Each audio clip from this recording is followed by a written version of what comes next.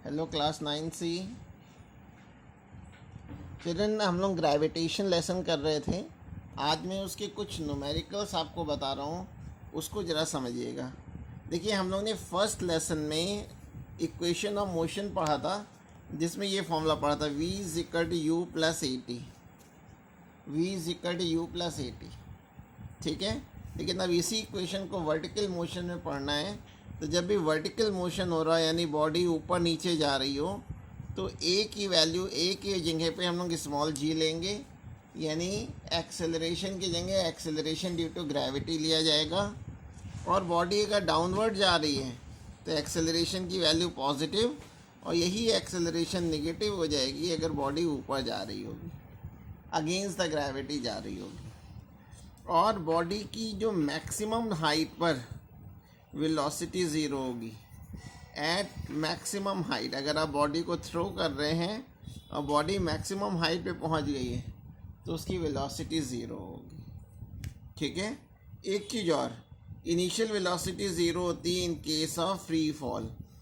अगर आपने किसी बॉडी को बस रिलीज़ कर दिया, फ्री फॉल। अच्छा, ये कन्फ्यूजन नहीं होना चाहिए कि v is equal to u plus a t का फॉर्मूला लेसन नंबर 1-2 में यूज़ नहीं हो सकता है, ये भी यूज़ हो सकता है। तो एक आध चिल्ड्रन को प्रॉब्लम थी कि सर ये जो सब्जेक्टिव असेसमेंट में एक क्वेश्चन आया है वो लेसन नंबर 3 का आया है।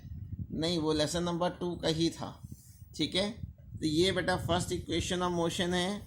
फिर सेकेंड इक्वेशन जो होती थी s is equal to u t plus half a t square, उसमें s को रिप्लेस करेंगे h से और a को रिप्लेस करेंगे g से, तो h इज इक्वल टू हो जाएगा u t plus half g t square. Similarly जो थर्ड इक्वेशन होगी वो v square is equal to u square plus 2a की जगह g और s की जगह h हो जाएगी। ये तीन इक्वेशन हम लोग यूज़ करेंगे। तो NCERT एक्सरसाइज के क्वेश्चंस कर रहा हूँ मैं, रैंडम ऑर्डर में कर रहा हूँ। पहले मैं इक्वेशन ऑफ मोशन से रिलेटेड क्वेश्चन नंबर 13 है। 13 कह रहे हैं ball is thrown vertically upward. इसको समझिएगा, एक बॉडी को मैंने ऊपर की ओर थ्रो किया है। A body is thrown vertically upward with a velocity, यानी इनिशियल वेलोसिटी गिवन है 49 metre per second. Calculate the maximum height. तो अगर मैक्सिमम हाइट अगर h है, तो मैक्सिमम हाइट पे देखिए मैंने वेलोसिटी लिख रखी है, कितनी होती है, फाइनल वेलोसिटी ज़ीरो होती है। और सपोज कर लीजिए कि ए बी मैक्सिमम हाइट है, ठीक है।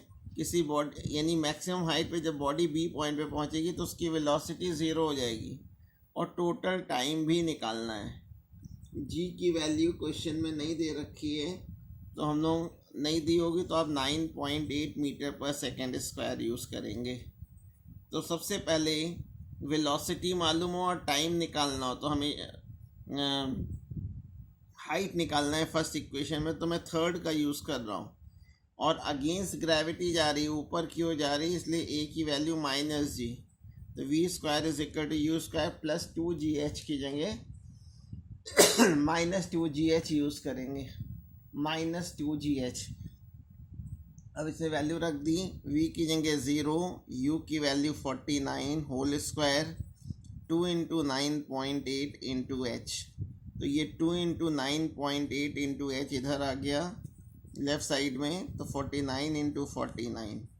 इससे h की वैल्यू हम कैलकुलेट कर ले रहे हैं, 49 इंटू 49 अपॉन 2 इंटू 9.8। 9.8 से ये 5 टाइम्स कैंसिल हो जाएगा, तो ये 5 9 45, 5 हो जाए 20 to 45 डिवाइडेड बाई 2, तो ये 122.5 मीटर। जो मैक्सिमम हाइट है उसकी वैल्यू आ गई 122.5। अब टाइम निकालना है, टोटल टाइम। तो मैं ए से बी तक का टाइम निकाल ले रहा हूँ, उसी को डबल कर लूँगा। तो v is equal, first equation of motion से v is equal to u minus g t apply कर दे रहा हूँ। v is equal to u minus g t मैंने जब अप्लाई कर दिया तो v की वैल्यू तो ज़ीरो थी, u 49 था, g की वैल्यू 9.8 इंटू टी, तो t की वैल्यू आ गई 49 अपॉन 9.8, यानी 5 सेकेंड्स आ गया। देयरफॉर टोटल टाइम कितना हो जाएगा, जितना जाने में टाइम लगेगा उतना ही वापस आने में। तो इसको मैं 2 से मल्टीप्लाई कर ले रहा हूँ, 2 × 5 यानी 10 सेकेंड्स का टाइम टोटल लगेगा। ठीक है, अब आप देखिए क्वेश्चन नंबर, नेक्स्ट क्वेश्चन है 14th क्वेश्चन। कह रहा है कि stone is release from the top of a tower. एक टावर है, इसकी हाइट मैंने एस सपोज कर ली है और ए पॉइंट से आपने किसी बॉडी को रिलीज़ किया है। जब भी रिलीज़ करेंगे या फ्रीली फॉल कराएंगे तो इनिशियल वेलोसिटी की वैल्यू याद रखिएगा 0 होती है और टावर की हाइट क्वेश्चन में दे रखी है 19.6 मीटर। यहाँ ए पॉइंट से किसी टावर की टॉप से किसी बॉल को ड्रॉप किया गया है, तो आपसे कह रहा है कैलकुलेट इस final velocity just before touching the ground, यानी बी पॉइंट पे हमको वेलोसिटी कैलकुलेट करनी है, फाइनल वेलोसिटी। देखिए टाइम नहीं दिया हुआ है, मैंने आपको पहले भी बताया हुआ है कि जब कभी भी टाइम ना दे रखा हो तो हम लोग थर्ड इक्वेशन ऑफ मोशन का यूज़ करते हैं। बॉडी जब नीचे आती है तो acceleration due to gravity positive लेते हैं, तो v² is equal to u की वैल्यू 0 है, g की वैल्यू 9.8 और h है 19.6। तो 9.8 को 2 से मल्टीप्लाई करेंगे तो 19.6 हो जाएगा। तो v की वैल्यू 19.6 मीटर पर सेकेंड आ गई, यानी ग्राउंड से टकराने से जस्ट पहले वेलोसिटी इतनी हो जाएगी। ये क्वेश्चन नंबर था 14। Now question number 15। कह रहा है stone is thrown vertically upward. एक स्टोन को सपोज कीजिए ए पॉइंट से ऊपर की ओर थ्रो किया गया है with a velocity of 40 metre per second, taking g is equal to 10 metre per second square, find the maximum height reached. जब बॉडी मैक्सिमम हाइट पे पहुंचेगी चिल्ड्रन तो फाइनल वेलोसिटी कितनी होगी? फाइनल वेलोसिटी मैक्सिमम हाइट पे कितनी होती है? 0 होती है।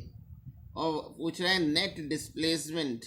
भाई बॉल को अगर फेंकेंगे तो फाइनली तो वहीं पे आ जाएगी इनिशियल पॉइंट पे, तो नेट डिस्प्लेसमेंट तो खैर 0 होगा। एक आंसर तो यही हो गया। और टोटल डिस्टेंस निकालना है। टोटल डिस्टेंस मीन जाने प्लस आने का। तो सबसे पहले मैं टाइम नहीं दिया है तो थर्ड इक्वेशन ऑफ मोशन का यूज़ कर ले रहा हूँ। बॉडी अगेंस्ट ग्रेविटी जा रही है, ऊपर की ओर जा रही है, इसलिए हम लोग -2gh यूज़ कर रहे हैं। तो v की वैल्यू तो 0 हो गई, u की value 40² -2 × 10 × h, 20h is equal to 40 × 40। तो इससे h की वैल्यू आ गई 40 × 40 अपॉन 20, 22 तो h की वैल्यू 80 मीटर आ गई। ठीक है। और नेट डिस्प्लेसमेंट तो चिल्ड्रन 0 होगा, डिस्प्लेसमेंट 0 होगा। क्यों? क्योंकि बॉडी जहाँ से थ्रो करी गई है फाइनली वहीं आ जाएगी। और टोटल डिस्टेंस अगर निकालना है तो 80 मीटर बॉल जाएगी और 80 मीटर वापस आएगी। तो टोटल डिस्टेंस जो हो जाएगा 2 × 80, यानी 80 + 80 भी कर सकते हैं, यानी 160 मीटर की टोटल वो डिस्टेंस कवर करेगा। Now question number 17। Question number 17 है,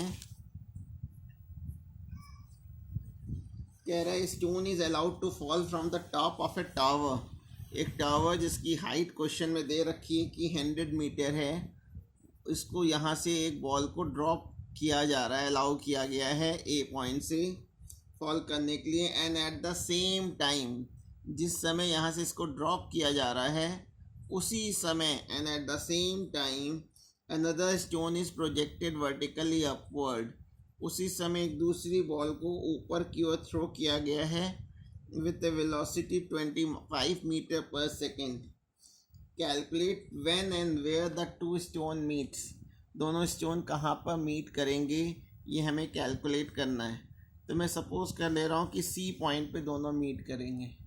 जब ए वाली बॉडी एक्स डिस्टेंस कवर कर लेगी और बी वाली बॉडी टोटल डिस्टेंस थी 100 मीटर, तो 100 में से x तो ए वाले ने कवर कर लिया, तो जो नीचे से बॉडी ऊपर जा रही है उसको 100 माइनस एक्स डिस्टेंस कवर करना पड़ेगा। तो फ्रॉम ए टू सी जो ऊपर से नीचे आ रही उसकी मैं इक्वेशन बना रहा हूँ। h is equal to, h की जगह x रख दिया, u t plus half g t square. u की वैल्यू 0 है तो मैंने u की जगह 0 रख दिया, तो पहला वाला टर्म 0 हो गया, तो इक्वेशन आ गई हाफ जी टी स्क्वायर। अब मैं b से c वाले के लिए बना रहा हूँ जिसको ऊपर थ्रो किया गया है।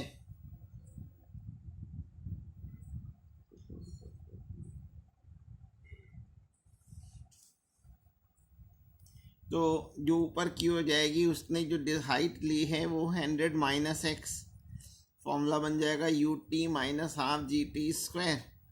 तो 100 minus x is equal to u की वैल्यू 25 है, रख दिया। अब मैं फर्स्ट इक्वेशन और सेकंड इक्वेशन को ऐड करने जा रहा हूँ। Adding equation 1 and 2, adding equation 1 and 2, तो ये x plus 100 minus x is equal to बचा 25t। तो इससे t की वैल्यू आ गई 4 सेकेंड। 4 सेकेंड के बाद दोनों स्टोन मीट करेंगे। कहाँ पे मीट करेंगे? ये t की वैल्यू आप पुट कर दीजिए, पुट t इन इक्वेशन 1। तो x इज इक्वल टू आ गया हाफ इंटू 9.8 इंटू 4 स्क्वायर 16, तो ये हो गया 4.9।